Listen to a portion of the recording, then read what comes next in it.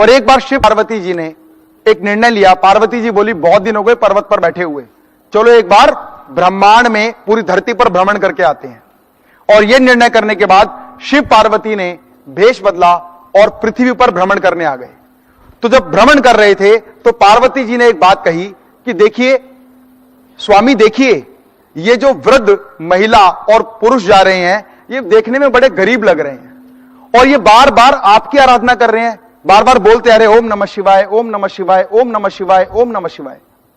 और ये आपकी इतनी आराधना कर रहे हैं और बुजुर्ग दंपत्ति होने के बाद भी ये गरीब, लाचार और बेबस हैं। ऐसा क्यों? इतना अनर्थ क्यों किया आपने?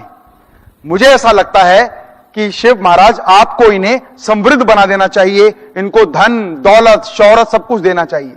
तो भगवान शिव ने कहा कि ये बहुत अच्छे हैं लेकिन इनके अंदर एक कमी है, और वो कमी ये है कि ये दूसरों की कमियों को ढूंढते रहते हैं, दूसरों की कमियों का मजाक उड़ाते हैं, बार बार उनके ऊपर व्यंग करते हैं, उनके बारे में गलत बातें बोलते हैं। कितने भी अच्छे हों लेकिन उसके पीछे उसकी बुराई जरूर करते। तो पार्वती ने कहा नहीं नहीं नहीं, ऐसा नहीं होना चाहिए, और ना ही ऐसा करते होंगे आपको कैसे पता। तो भगवान शिव ने कहा मैंने इनको पहले कई बार मौका दिया समृद्धि पाने का, मैंने इनको पहले कई बार मौका दिया जीवन में समृद्ध बनने का, लेकिन जब भी मैंने इनको मौका दिया उस मौके से ठीक पहले इन्होंने किसी ना किसी व्यक्ति की बुराई की, किसी ना किसी व्यक्ति के बारे में द्वेष भावना पैदा की, किसी ना किसी व्यक्ति के बारे में गलत कहा और उनके हाथ से वो अपॉर्चुनिटी निकल गई। तो पार्वती ने फिर गुस्सा होकर कहा नहीं नहीं, मेरे को इस बात पर विश्वास नहीं है, इनको एक मौका। तो पार्वती जी ने कहा कि इनको एक मौका और दो। तो भगवान शिव ने कहा तो let me give him a second chance. भगवान शिव ने कहा कि मैं इनको एक और चांस देता हूं, और एक और चांस दिया। भगवान शिव ने कहा कि जैसे ये व्यक्ति यहां से 50 कदम आगे जाएंगे, इनके आगे मैं भंडार बिछा दूंगा, सोने की अशर्फियां, हीरे जवाहरात, मालाएं, सब कुछ इनके आगे बिछा दूंगा, और 50 कदम बाद जाके इनको सब कुछ मिल जाना है और ये धनवान हो जाएंगे, लेकिन इनको 50 कदम चलना होगा। जब भगवान शिव ने ऐसा कहा तो पार्वती ने कहा चलो इतना तो ओके है, इतना काम तो ये कर सकते हैं कि 50 कदम आगे जाएं।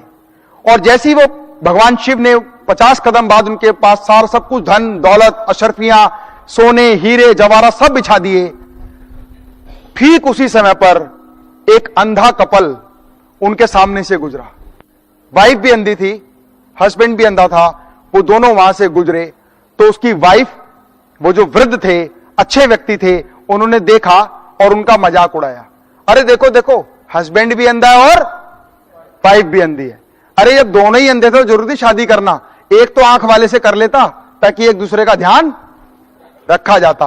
और जब ऐसा बोल के वो लोग वृद्ध जो अंधे थे वो वहां से निकल गए और वो लोग उनकी मजाक उड़ाने लगे।